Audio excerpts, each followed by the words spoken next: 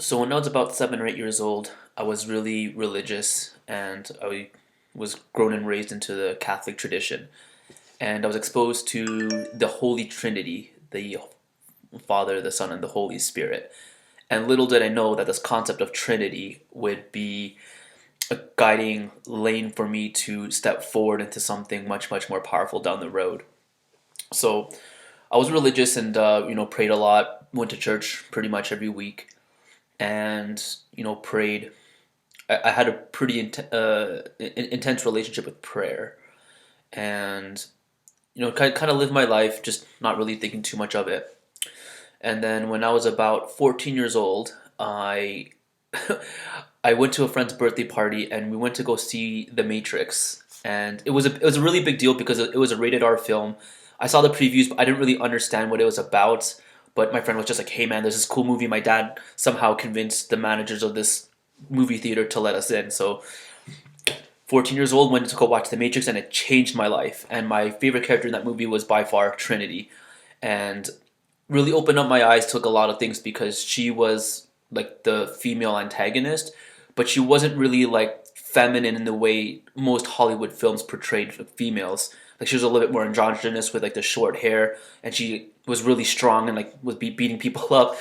And fast forward like 10, 15 years, the writers and directors of that film transitioned into women. So there was definitely elements of that type of thing in that movie. But as a 14-year-old kid, I started questioning things from watching that movie, and Trinity was a huge part of that movie for me. Just opened up my eyes to a lot of different things, and just the word Trinity, I got a little bit more obsessed about it because she was my favorite character, but also I started noticing this pattern. There's past, present, future. There's morning, day, nighttime. There's solid, liquid, gas. There's like the trinity of transportation, like airplanes on in the air, and then traveling through the land, traveling through water. For children, like birthing human life, there's the mother, the father, the child. So I just it got me really really curious, and like I just kind of kept it on the back shelf. I didn't know what any of it meant, or but I just kind of saw this pattern of like these elements of groups of three, and then when they were combined, and they kind of utilize each other's powers to create like a greater strength. And it really hit home for me much later when I was about 29 or around 30. I had moved away from my hometown for the first time, and I was really immersed in this practice of movement, this conscious dance thing. And I really didn't do too much of any kind of physical activity, but in the dance, I noticed I would be throwing kicks for fun, and I noticed that my hips wouldn't move the same way as when I was a kid. I knew I could throw a high kick when I was a kid because I kicked someone in the head in grade one, so I knew I was capable of doing that. But I couldn't do that in dance class. Like I would throw a kick and like I couldn't even lift my leg past my hip, and I'm like, oh man, this is really bad. I gotta fix this. And I started taking yoga classes, and yoga was a really great way for me to get into my body even deeper than dance. Because with dance, it was just like I just kind of went with the momentum of the music, and I was reliant on the music to be present in my body. And there was a lot of space that I was just kind of speeding through. And with yoga, I was able to slow that down and pay really close attention.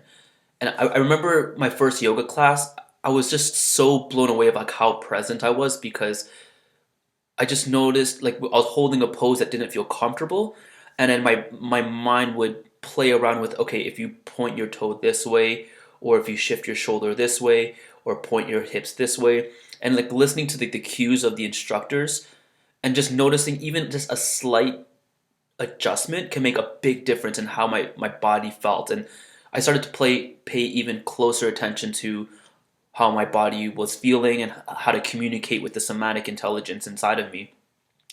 So I was doing this dance practice and this yoga practice for about a year, and then at the time, my dance instructor, was always preaching about stillness meditation. I'm like, I don't really need that. I can't do it. I can't sit still for more than 5 minutes because I have my legs get numb and my brain goes too fast, and like I just had a lot of aversion to it. And then I decided to do a Vipassana, which is like a silent retreat for 10 days. And a lot of people in the dance community had done this retreat, and people were like, oh, this is really mind blowing, and you really got to try it. And at the time, I was living with my friend, and she went. And when she came back, she was a very different person. So I was like, okay, there's definitely something to this stillness meditation. Did the retreat, and you, there was definitely something there. Like when I was able to sit down for a full hour and show myself, okay, this is just a story that you can't sit still and like your legs are gonna get numb. That's just something you're using as an excuse to avoid it. And so I walked out of that 10-day retreat with the foundational knowingness that I am capable of doing this practice. It was just a matter of me figuring out, what worked for me in the context of stillness meditation. And thus I began to practice this trinity of meditation, of stillness meditation, yoga, and movement or dance. And it's super powerful, like to you, because one particular practice, it accentuates the features of all the other ones, and when you kind of use them in tandem, you could really get the full effects of each form of meditation. And that was a super powerful thing for me, and it's been a regular practice for me for the past like 2 or 3 years. And every day I'm always doing those three, to different lengths of time. But at some point I will be doing yoga and stretching. I will be doing stillness meditation. I will be doing dancing at some point in my day every day. And it's really helped me be present and being able to slow things down and observe what is happening, and then from there making a choice of what I want to do instead of just being the way I was when I first started dancing, just going with the momentum of things and just reacting. I'm able to make a conscious choice and respond to a situation. And so that whole Trinity thing really sunk in with that Trinity of meditation. And as of late, I've really been playing with the idea and really like teaching the similarities of music and humans. And there's this Trinity that exists in both elements. In humans, it's the body, the mind, and the soul. And in music, it's the beat, the rhythm, and the melody. And when you sit down and focus on these different elements and see the connection, you're able to really deep into the practice more. And it's like really having a really great sexual experience where there's something outside of you that's really beautiful, and that is reflecting something that's beautiful in you, and you're using your body to physically engage in it, but then it becomes a symbiotic connection, and there is no separation. It's like oneness. It's complete connection.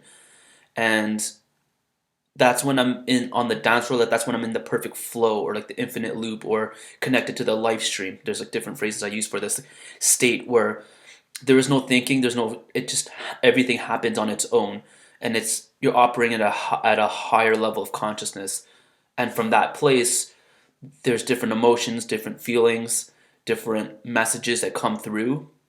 And combining that with like writing and stillness meditation, there's a lot of space to explore and a lot of room to really gather data and be present in the moment. So so that's the journey of my journey with the whole Trinity aspect, and really seeing this pattern of threes in different places, and really having it all come together. And I just thought this was on my mind. I wanted to share it in the context of music medicine and what I'm sharing and offering through these classes. So if you're interested, I'm doing these offerings where we use music, movement, and meditation to embody balance and clarity, and do them every Sunday between 10:30 and 12 o'clock Mountain Standard Time. So if you want to check that out, there's an email down in the description. Just send me a message or find me on Facebook and get you more information on that. So thanks for checking this video out, and I will see you soon on the flip side.